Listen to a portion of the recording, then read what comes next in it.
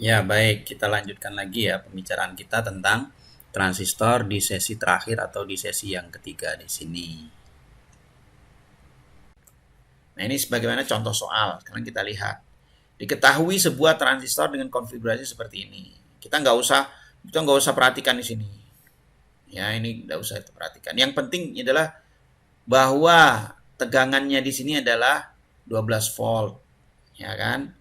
RB-nya sebesar 240 kilo ohm, ya. Terus kemudian RC-nya 2,2 kilo ohm. Ada betanya sebesar 50, ada VCE, ya kan? Nah, terus kita diminta untuk menghitung berapa IB-nya. Kalau seperti ini berapa IB-nya? Berarti IB yang ada di sini yang dicari. IB-nya berapa? Terus kemudian berapa IC-nya, gitu kan? Kan di sini masing-masing kan di sini IC, ya toh? Di sini IB. Kemudian nanti berapa VCE, VCE-nya di sini ditanya. VCE-nya berapa?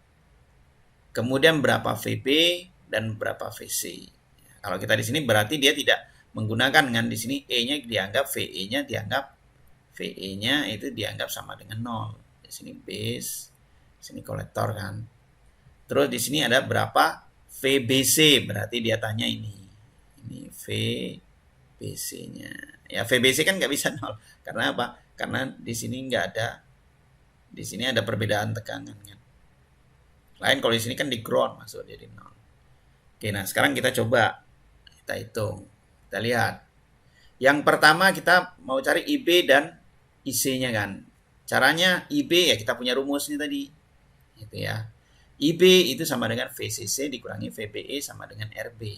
Ya, itu. Terus bisa kita masukkan. Nah, VBE yang di sini kan kita tadi itu mungkin lupa ya. Ini adalah transistornya berarti silikon.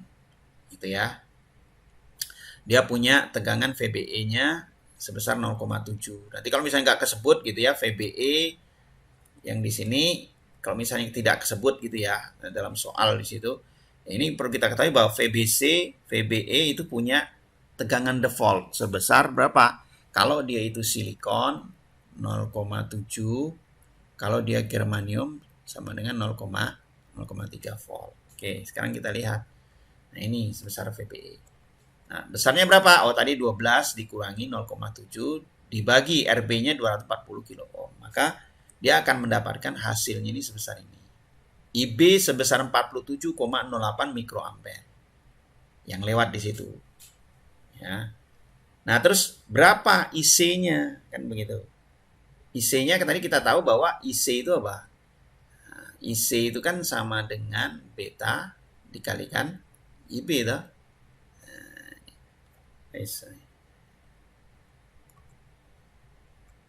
Nah, IC itu beta dikalikan IB. Besarnya 50 kali, ini 50 ini kan betanya. 47, ini adalah IB-nya. Maka kita dapatkan IC-nya sebesar 2,35 miliampere. Tuh. Selanjutnya, gitu ya, yang ditanyakan adalah apa tadi VB ya, VBC-nya ya, yang nomor B-nya. Oke, sekarang kita lihat. VCE-nya, VCE itu kan adalah VCC dikurangi IC kalikan RC di loop yang sebelah kolektor. Nah, kita tinggal masukkan. VCC sudah tahu, ya kan? IC juga kita sudah didapatkan. RC juga sudah diketahui, maka kita tinggal masukkan. 12 kalikan ini dia adalah IC-nya, kalikan dengan RC-nya itu. Maka didapatlah VCE sebesar 6,83. Nah, 6,83 volt di situ. Ya. Ini adalah VCE-nya. Terus kemudian kita lihat VB, kita tahu bahwa VB itu sama dengan VBE kan begitu. Karena E-nya sama dengan 0 gitu kan. Jadi karena apa? Karena VE-nya itu kan sama dengan 0 kan. Jadi VBE itu sama dengan VB. Maka besarnya berapa ya? 0,7. Terus kemudian ya VCE ya kita udah tahu bahwa VE-nya kan sama dengan 0. Jadi kita sama ini VCE sama dengan VC kan. Itu sebesar 0,683. Nah, kita dari sini kita bisa tahu VB dan VC-nya itu bisa kita ketahui. Caranya kita cari di sini VBC sama dengan VB dikurangi VC. Nah, kalau kita terus kemudian kita buat, jadi berapa? 0,7 volt dikurangi 6,83 volt. Sama dengan minus, loh kok minus? 6,13 volt. Nah, kalau minus ini berarti dia yang transistornya ini, kan kita buat transistor tadi kan begini ya. Kan dia sebenarnya seperti sebuah dioda yang begini, kita konfigurasikan seperti ini kan. Nah, di sini 0,7 harus maju. Tapi di sini ternyata anodanya lebih kecil lebih negatif daripada katoda. Berarti dia apa? Reverse kan begitu, atau mundur. Karena apa? Karena anoda lebih negatif daripada katoda. Berarti reverse. Ini baru kita bisa katakan bahwa tanda minus menunjukkan bahwa transistor ini bias mundur untuk apa? Untuk di daerah VBC-nya. Itu. Ini contohnya ini seperti ini tadi. Ini singkatnya seperti itu. Nah, kondisi transistor mau cari, kalau transistor kita buat saturasi itu dengan kondisi seperti ini, berapa sih saturasinya? Kita bisa lihat di sini. Untuk saturasi seperti kita tahu, ya kan, bahwa saturasi selalu VCE-nya selalu berapa? VCE-nya kan selalu sama dengan 0 kan. Nah, karena VCE sama dengan 0 berarti kita ketahui ya, I saturation-nya itu adalah bergantung dari VCC dibanding dengan RC. Ini nanti sebagai apa? Nanti bisa sebagai load line-nya itu kan. Nah, kalau kita pasang di sini, ini IC, di sini VCC, kan kita bisa buat di sini. Nah, inilah, ini air load-nya itu, ya kan?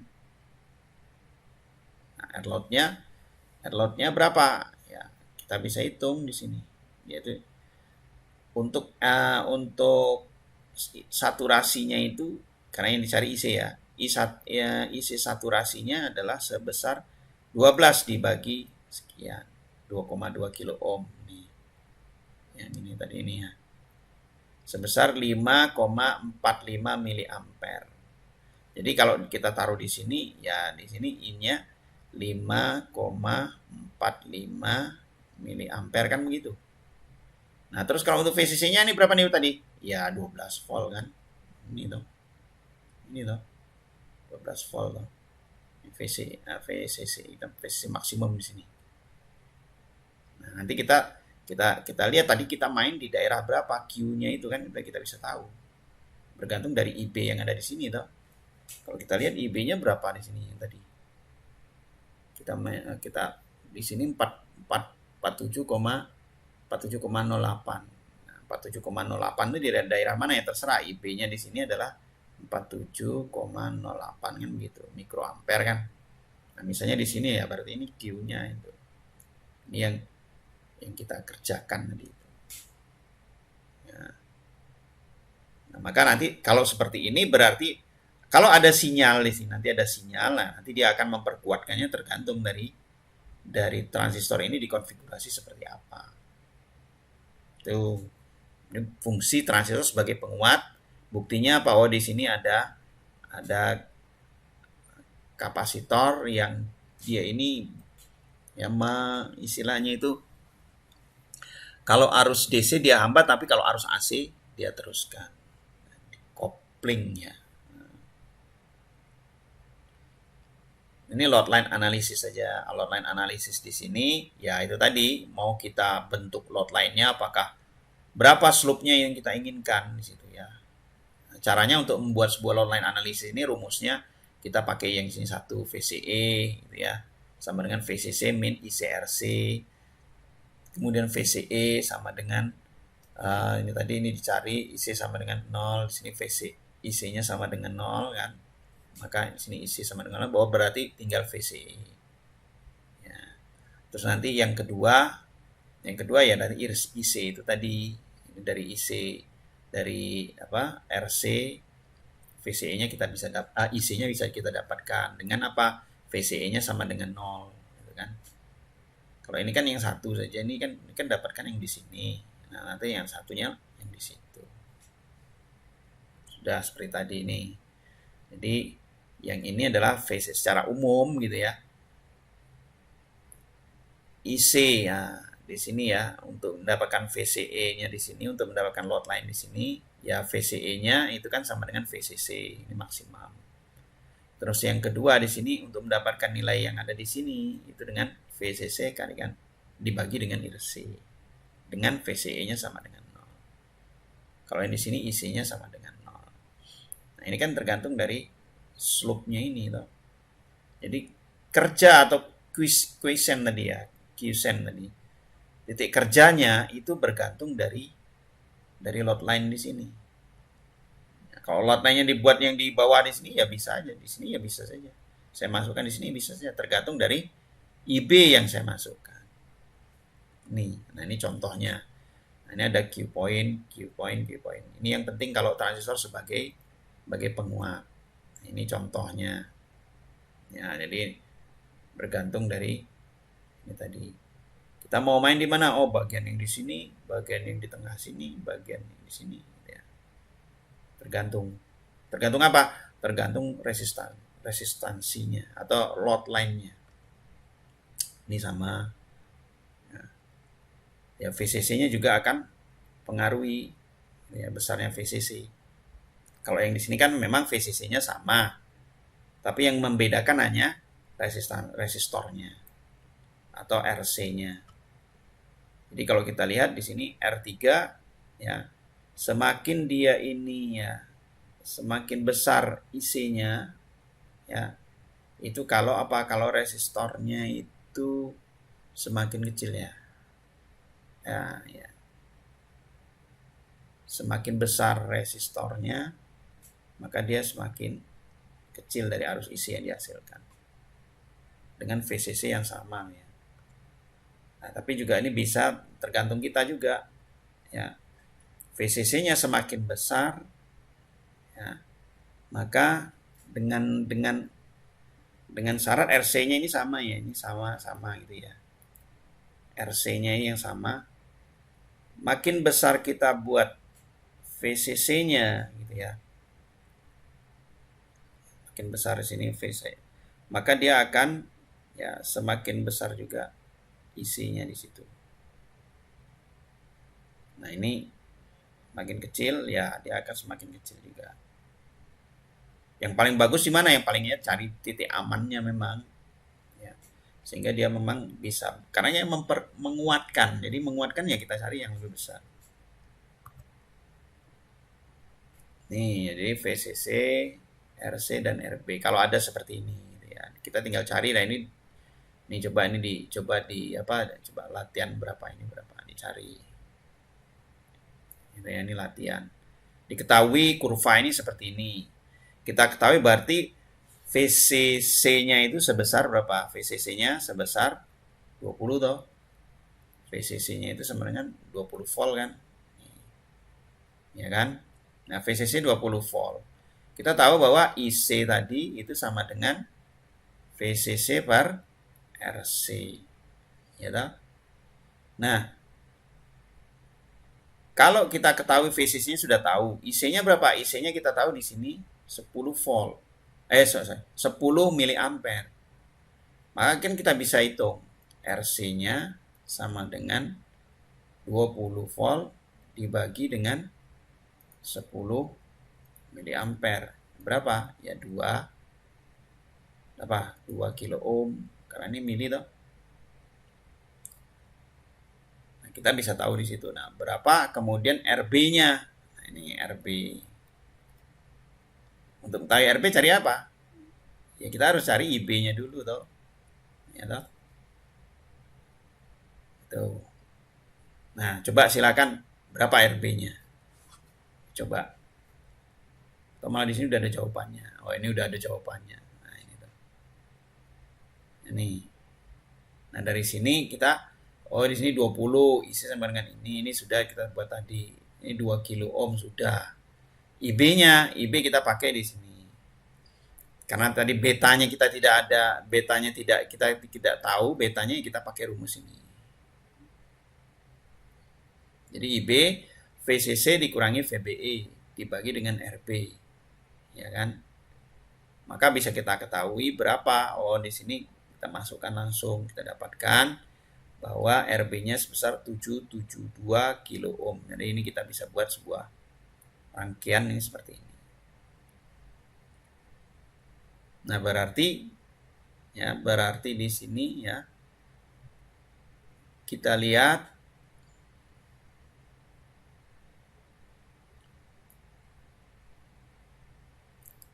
kalau ini Q poinnya di situ ya. Nah, ini tinggal kita masukkan.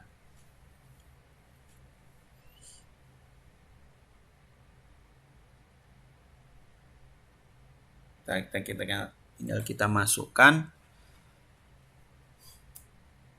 Oh, di sini jadi ditentukan Q pointnya nih di sini. Jadi sekitar berapa? Oh, dia sekitar 25 ya, 25. Ini 25. Jadi IB-nya itu yang diambil karena betanya tidak diketahui toh. Tapi diketahui dari grafik. Diketahui dari grafik sebesar berapa? Oh, saya mau ngambil Q-nya ini di sini, dia bilang. Maka yang bermain berapa? Oh, 20 mikroampere. Berarti kalau antara 20 dengan 30, ya di sini ini 25 lah gitu ya. 25 mikroampere. Nah, 25 mikroampere ini dimasukkan seperti itu. Jadi ini kalau kita tidak ketahui betanya. Kecuali kalau kita ketahui betanya, ya tinggal masukkan aja. Yang diketahui apa? Yang diketahui ini grafiknya. Kan ini, yang ini kan diketahui grafiknya. Jadi soalnya yang tadi itu ditambah dengan grafik yang ada di sini. Jadi untuk menjawab soal yang ada di sini, kan ada grafiknya ini kan di sini ya, dia katakan ini. Ini kita 25 mikroampere. Karena beta tidak kita ketahui. Kalau beta ketahui ya tinggal beta IB-nya bisa diketahui kan. IB beta sama dengan IC dibagi IB kan gitu. Oke, ini kita lanjut. Nah, ini contoh lain kalau dia ini menggunakan RE, adanya RE. Nah, karena adanya RE ya, jadi VCC min IBRB gitu ya, min VBE min IERE. Nah, ini jadi ini kita nggak usah perhatikan di situ ya. Jadi dia ini gitu ya. Kalau ini kita buat seperti ini gitu ya, biar nggak mungkin biar nggak, katakanlah ini VCC gitu kan. Ini kita jadikan IRB. Terus di sini ada ini lagi VBE. Nah, di sini ada ini lagi itu RE. Nah, kan dari sini ini RB toh. Nah, dari sini kan kita bisa buat. Jadi sini I-nya itu. Nih. Maka hasilnya seperti itu. Ya. Nah, summary-nya ini seperti ini untuk yang dia ini ideal, kemudian ini yang bentuk pendekatan yang kedua gitu ya. Kalau ideal ya namanya ideal, dia enggak ada VBE-nya ini sama dengan 0 kan, nggak ada saklar kan. Tapi kalau dia kan bentuk saklar ya. Kalau dia ini pendekatan kedua kan ada 0,7 VBE-nya itu. Ini contoh transistor yang tipe SMT ya. Nah, kalau yang di sini nih modelnya, kita kembali ke laser pointernya. Ini yang kalau yang transistor yang kecil itu ya, yang model-model sekarang ini. Jadi bukan yang bentuk yang besar-besar. Itu SMT. Nah, kalau kita lihat di sini juga ternyata HFE ini sama dengan beta, tapi untuk penguatan dari sinyal ya. Ini juga dia sangat dipengaruhi oleh temperatur. Ini aja yang kita ketahui. Min 55 misalnya, dia kondisi misalnya kita mau taruh di mana, kita mau taruh transistor ini kita ukur, kita pakai untuk pengukuran suatu alat ya, yang dia harus pakai transistor itu.